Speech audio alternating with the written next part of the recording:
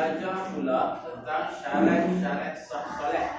Sebelum ni kita dah belajar tentang di bawah tajuk apa?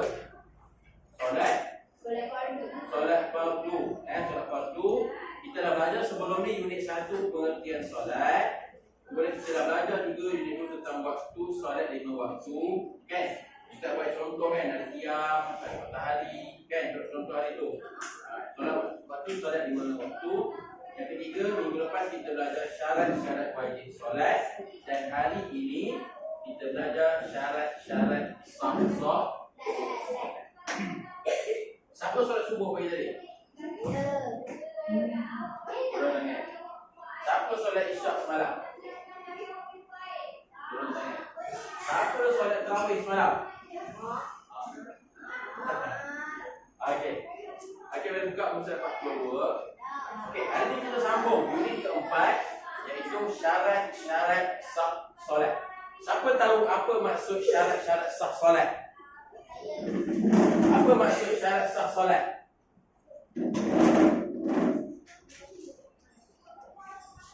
Syarat sah solat apa dia? Sebelum Musaibah.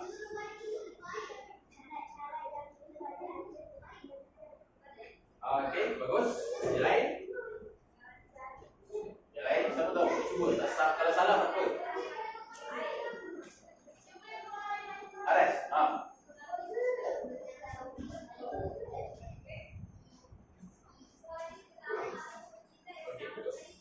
Maksud sebenar syarat-syarat sah solat adalah bila ada syarat-syarat ni baru sah solat. Minggu lepas kita belajar syarat-syarat wajib, betul? Apa maksud syarat wajib? Bila ada syarat tersebut baru wajib solat. Tengok minggu lepas, surat 40. Syarat wajib ada 4. Islam, baligh, berakal, suci, berhadas kecil dan hadas besar.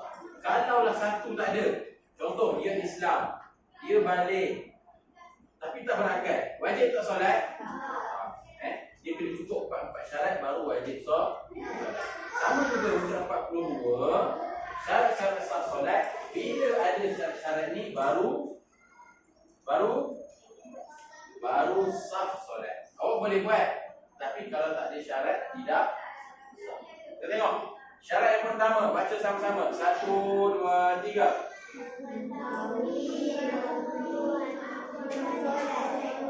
Okey, ikut Ustaz. Mengetahui masuk waktu solat. Okey, maksud dia sebelum solat, sebelum solat awak kena confirm, awak kena tahu waktu solat dah masuk. Tengok sebelah tu. Solat dalam waktu solat yang telah ditetapkan. Maksud dia nak solat mesti solat pada waktunya. Subuh mula bila? Terbit fajar sadiq. Bila habis dia? Terbit matahari. Katakanlah awak waktu subuh tadi tak solat, saya nak solat subuh. Boleh tak? Boleh tak solat subuh? Sebab apa? Dah terlebih waktu, dah keluar daripada waktu solat subuh. Contoh juga solat isyak. Masuk isyak bila? Hilang bayang merah kan? Kita belajar minggu lepas. Hilang bayang merah. Tapi awak tak nak solat. Biar dulu lah. Tidur dulu, malam terjaga, bangun dulu solat. Awak pun tidur, terjaga pukul 3. Tak solat juga. Tunggu sampai masuk waktu subuh, baru nak solat isyak. Boleh tak? Dia akan jadi solat ganti. Itu solat qadha. Faham? Pertama, nak solat mesti tahu waktu solat dah masuk. Tak boleh awak jangan bawa hari ni. Aduh, gini nak pergi main bola ni, sebab pilihan bola ni. Baikkan, saya solat dah dulu, masuk sini. Boleh tak? Tak boleh. Awak kena pastikan waktu solat dah masuk. Macam mana nak tahu waktu solat masuk? Baik. Macam mana tahu waktu dah masuk solat? Dengar apa? Dengar azan. Betul. Salah satu caranya dengar azan. Cara yang kedua, awak buat macam solat minggu lepas, kan? Tak tiang, tengok matahari, kan? Itu salah satu cara menentukan waktu solat. Faham? Okay, yang kedua, ikut Ustaz. Mengetahui kefarduan solat. Maksudnya kena tahu bahawa solat itu wajib ditunaikan. Maksudnya awak kena belajar lah, kan? Kalau awak tak belajar, Sarah, kalau awak tak belajar, Ustaz tak cerita pun tentang kefarduan solat. Tahu tak? Tahu sendiri ke? Tak. Semua kena belajar. Itu maksud mengetahui kefarduan solat. Ketiga, suci daripada hadas kecil dan hadas besar. Maksud dia, orang yang nak solat tu mesti tak ada hadas kecil dan hadas besar, betul? Ilman, apa contoh hadas kecil? Ha? Apa maksud? Apa contoh hadas kecil? Ha? Siapa dah bantu Ilman? Okey, Kasyaf. Buang air kecil, contoh hadas kecil. Apa contoh yang lain hadas kecil? Hadas.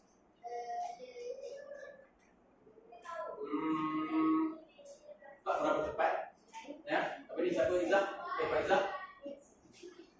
Pengsan, boleh. Contoh hadas kecil ataupun lebih senang faham, kalau awak tak ada wuduk tak boleh solat. Itu senang faham. Okey, kita dah belajar apa perkara batalkan wuduk sebelum ni, betul? Antaranya macam tadi lah, pengsan, apa ni, tak berakal gila pun nak batal wuduk juga. Jadi bila ada wuduk barulah terangkat hadas kecil, betul? Hadas besar, apa contoh dia? Damian? Keluar darah air. Orang lain pula. Zaura. Keluar darah Milada. Amrisan. Keluar nifas. Satu lagi yang popular, Fahid. Keluar air mani. Ada 4 yang utama. Bila ada 4 ni, darah air, nifas, Milada, keluar air mani, maka dia dah berhadas besar. Boleh solat tak? Tak. Kalau solat pun tak sah. Okey? Mas, bersetubuh pun antara sebab jadi hadas besar. Okay, yang ketiga, syarat dia tadi suci daripada hadas kecil dan hadas besar. Maksud dia siapa nak solat, kan? Awak nak solat, awak kena angkat hadas kecil awak tu dengan cara minum air. Buat apa? Apa cara nak angkat hadas kecil? Nak hilangkan hadas kecil? Berwuduk, betul? Kan? Bila berwuduk, dia menghilangkan ataupun mengangkat hadas kecil. Hadas besar pula, apa? Mandi wajib, betul? Kalau ada hadas besar, berapa hadas besar tadi? Kita sebut 5, kan? Keluar air mani, keluar darah haid, darah nifas, darah wiladah, bersetubuh. Ada 5 sebab kena angkat hadas besar tersebut dengan mandi wajib. Katakanlah awak dalam kelas ni, okay, yang tengah belajar ni, tentu. Lepas tu masuk waktu Zuhur nak solat. Nak kena buat apa? Aras. Ni isyarat apa? Ambil wudu. Perlu tak mandi wajib? Tak. Okay, sebab ada hadas kecil sahaja. Tapi kalau ada hadas besar, contoh keluar air mani, nak solat Zuhur, nak kena buat apa? Mandi wajib. Lepas mandi kena ambil wuduk ke tak? Kena ambil wuduk tak? Kena. Okey? Faham maksud yang ketiga, suci daripada hadas kecil dan hadas besar. Maksudnya orang yang nak solat, awak nak solat ni, tak siapa yang nak solat. Kalau nak solat dia sah, dia mesti suci daripada hadas kecil dan hadas besar. Dia tak boleh tak ada wuduk, mesti ada wuduk, kan? Siapa yang ada hadas besar mesti mandi wajib dulu sebelum solat. Faham? Jangan tepi tu. Contoh, hadas kecil ialah keluar sesuatu dari kubul dan dubur. Maksudnya keluar apa sahaja daripada depan, ataupun kemaluan depan dan kemaluan belakang. Kentut keluar ke mana? Belakang. Senyawa? Senyawa keluar ke depan? Batal wuduk tak kalau senyawa? Kalau kencing? Batal wuduk. Kalau buang air besar? Kalau muntah? Batal wuduk tak? Batal ke tak kalau muntah? Muntah keluar ke mana? Muntah keluar ke mana? Mulut. Batal wuduk ke? Cuma muntah tu najis, kalau kena baju kena bersihkan. Tapi wuduk batal tak? Tak. Okey, ada kecil keluar apa sahaja daripada depan atau belakang, walaupun tak bunyi. Okey kan? Aku belah pensel tahu. Contohlah. Batal wuduk tak? Batal. Ataupun kita awak kuat, walaupun tutup, boom. Bobo kelas ni. Batal wuduk tak? Batal. Contohlah Irman nak kentut, tahan keluar mulut. Selawa.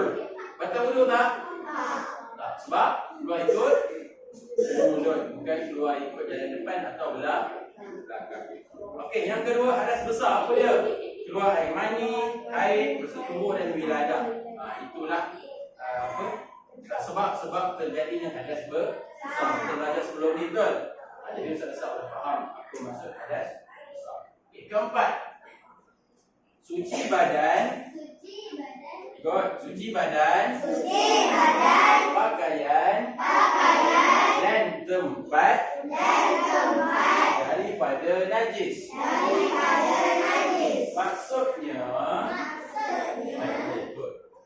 Maksudnya suci badan awak. Badan awak ni, tangan awak, muka awak, tak ada cicak terselang telinga, tak ada ayam pecah kuku, tak ada lembu bawah kaki. Contoh, suci badan. Anggota badan awak suci, tak ada najis. Kedua, pakaian. Tak ada cicak dalam poket, tak ada terkena darah yang besar dekat baju awak, tak ada tak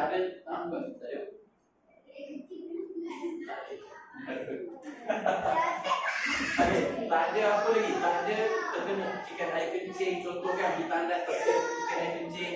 Maksudnya awak punya pakaian bersih dan suci. Kencing dan seluar bersih tak seluar tu? Tak. Nampak apa seluar tu? Bakar? Basuh. Okay. Itu tadi yang pertama badan, anggota badan, betul? Mana anggota badan? Anggota badan mana? Okey, saya nak awak berdiri sekejap. Saya nak awak nyanyi satu kali lagu Kepala Bahu Lutut Kaki.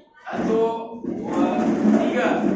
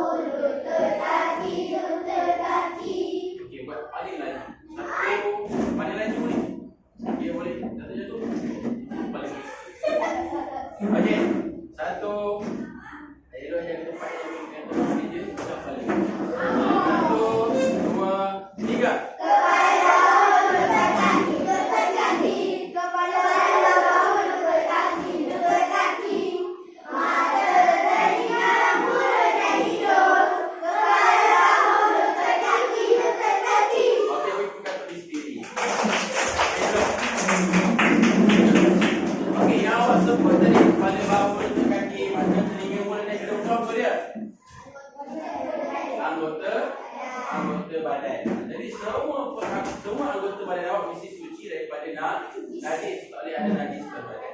Kedua, pakaian mesti bersih. Kan? Tak boleh ada kotor-kotor, ada darah, ada cicak dan sebagainya. Tak boleh. Sebab najis tu akan buat solat awak tidak sah. Dan terakhir sekali, tempat. Apa maksud tempat? Sekolah awak ke? Apa maksud tempat? Tempat solat. Awak kena awak solat kat sini solat. Satu tempat. Kena bersih tempat tersebut. Tak boleh awak sujud elok atas ilmu. Boleh tak? Ataupun awak solat dekat tempat yang ada air kencing tapi tak dibasuh. Maksudnya masih lagi ada bau, ada warna, contoh. Boleh solat itu tak? Ataupun awak solat, awak pijak kucing. Nampak? Okey, dia dekat kucing tu. Pijak kucing solat. Boleh tak? Tak boleh.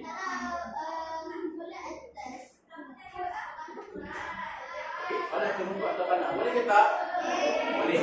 Tapi tengok pastikan tak kena najis. Okay, kalau kata tuan-tuan malam tadi ada kucing berak tu kat sini, awak tengok ada tak? Kalau tak ada, kira tak ada. Tak ada nak kaji, panggil Muhammad datang ujian DNA, tengok ada tak kucing ayam. Hanya tengok, pastikan tengok bau kucing tak ada, kucing tak ada, bersih, maka boleh solat. Tak mesti solat atas sejadah. Maksud Ustaz, Ustaz pergi TZ5. Ustaz pergi buat camp sekolah dekat Pulau Cekas. Tahu Pulau Cekas? Pulau Cekas dekat Budong kan? Nanti kan? Mandi sungai kan? Okay. Ustaz pergi situ, bila masuk waktu Zuhur, Ustaz hanya solat atas tanah sahaja. Panggil kawan-kawan, azan seorang, lepas tu komat, solat atas tanah. Cari kiblat mana? Cari jam kiblat di sini. Kosong, solat macam biasa atas tanah. Boleh ke tak? Boleh. Susah kan? Dan nak foto ke? Tak. Kecuali lah ada setumpuk dan cicak, setumpuk dan kucing, tak boleh lah. Tapi kalau bersih, tak nampak apa kotoran, setakat ada habuk-habuk pasir, maka itu dikira suci dan bersih, boleh solat. Faham? 3 benda kena jaga bersihkan bersih. Pertama, badan. Kedua, pakaian. Dan ketiga, tempat. Kalau ada satu yang kotor, tak sah solat. Faham? Nombor 5, sikit lagi. Menutup aurat. Menutup aurat dengan sempurna. Maksud dia, aurat lelaki dekat mana?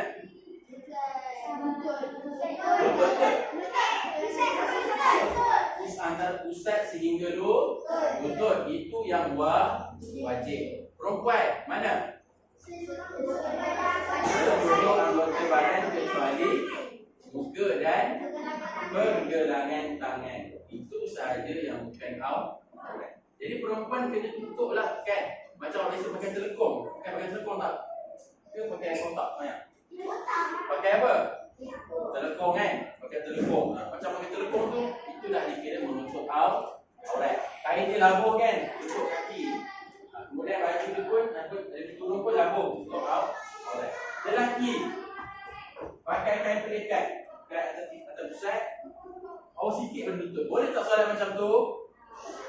Sah ke tak? Dari sudut sah memang sah kalau tak tertutup. Tapi kalau pula nampak aurat, katakan awak berdiri memang okey, awak rukuk dan terangkat sikit nak tutup, sah tak? Tak. Tutup aurat mesti sepanjang masa daripada angkat takbir sampai bagi salam, mesti aurat awak tertutup. Apa?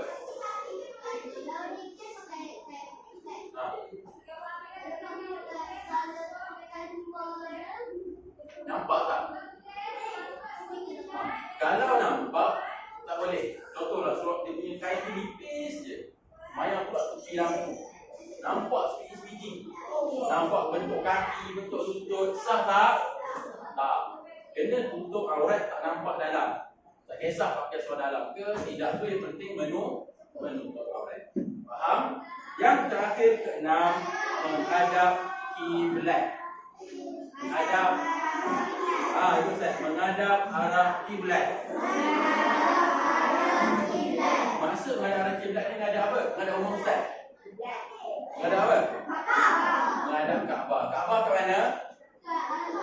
Ke Arab Saudi. Dekat mana Kaabah tu? Dekat masjid apa? Masjidil Haram. Masjid Al-Fatih. Masjidil Haram. Kalau orang yang okey, contoh menghadap kiblat.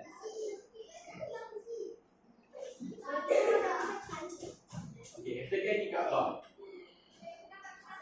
Kaabah kan? Di Kaabah. Ini Malaysia. Kita nak menghadap sini ke menghadap sini? Kiri. Ini ke kanan? Kiri. Kita kena menghadap kiblat Kaabah. Walaupun jauh ni, kalau pergi 8 jam ni dekat betul-betul jalan kaki tahun saja. Maksud katakan pula, ini Kaabah. Ini dekat dalam Masjidil Haram ni, dalam masjid ni. sini. Awak Iman dengan datang pergi buka. Nama saya dah tahu ya. Okey, dia ke abang kat depan. Nak menghadap ke depan ke menghadap kiri kanan? Datang pula Ustaz. Baru sini dengan Zahra. Ini basikal Sekarajak. Sekarajak daripada laut sampai ke muka. Okey, dia ni saya pada Zahra ni nak menghadap sini ke? Menghadap mana? Menghadap bawah, menghadap Kaabah. Macam tu juga orang ada dekat mana sekalipun dia kena menghadap Kaabah. Kita pusing lah. Pernah tengok orang semayang dekat Kaabah? Nah, kan? Dalam TV ke, dalam gambar ke.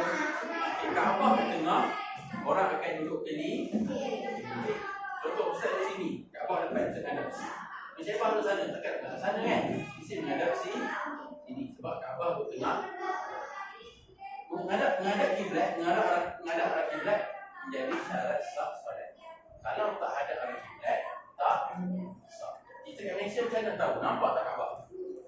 Kiblat sekolah kita ni kiblat sekolah. Sini kan? Kan? Nampak tak Kaabah? Cuba beli rokok mahal. Tengok nampak tak Kaabah? Tak nampak kan? Macam mana kira kiblat? Sebab ada peta kan? Ada koordinat, kita kompas, kita tahu kat mana pusing sini. Okey, ni kena nampak. Jadi wajib ada arah kiblat. Faham? Faham? Okey, ada soalan?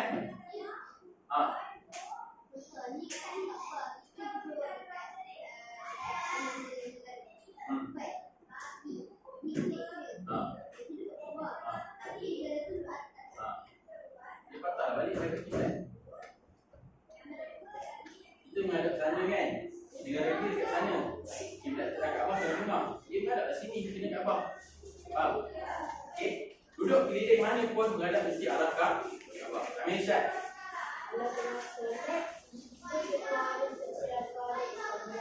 Okay. Kalau tengah solat, bagus solat. Tiba-tiba terkeluar air kecil atau air besar. Kita tengah solat, kencing. Nak bersih. Contoh lah. Contoh. Apa nak buat? Pertama, kita kena keluar daripada solat sebab solat kita dah terbatas. Sebab apa? Sebab pertama kita dah sebatal wuduk betul, dah kencing. Lepas tu kedua, pakaian kita pernah kotor, dah kena air kencing tadi. Maka solat kita batal, kena keluar batalkan solat, buka pakaian, ambil wuduk semula, baru solat balik. Faham? Okey, terima kasih. Zahra. Okey, kalau tengah solat, walaupun imam tengah sedap, Alhamdulillahirabbil alamin. Apa nak buat?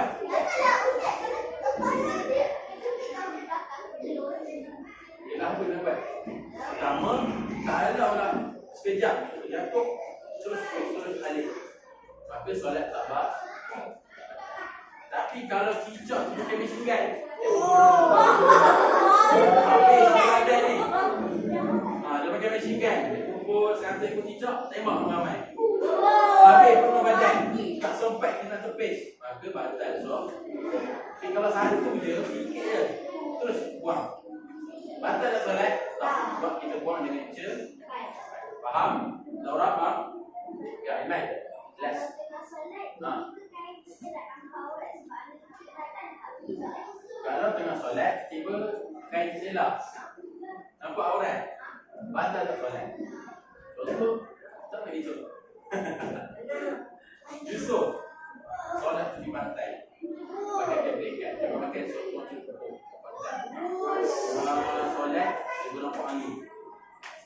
Abang pakai kain, langgat ke atas. Apa dia nak buat? Okay, kalau cepat dia turunkan balik, maka tak terbatal.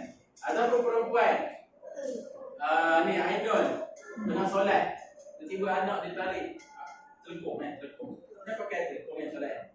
Anak dia tarik, selok balik dia tarik, selok pakai rambut. Apa nak buat? Cepat tarik balik tu. Kalau dia biar, ataupun kalau Yusuf dia biar, dia angkat kain, jalan. Apa tak solat?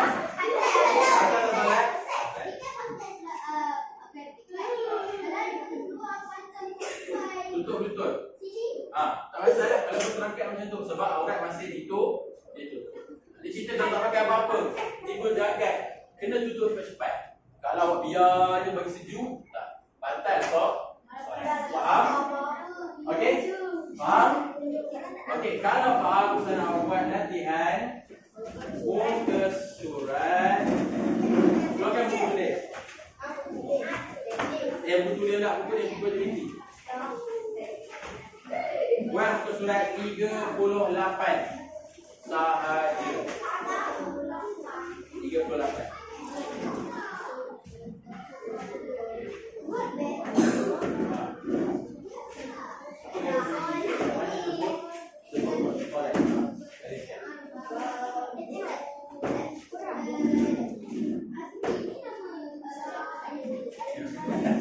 Memanglah sini korek apa? Untuk solat aku itu asli tu, betul apa?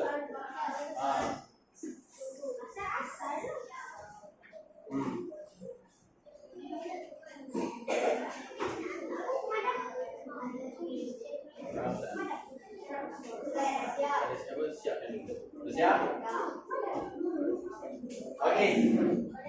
Teruskan buat sambil tu saya nak cerita kesimpulan dia.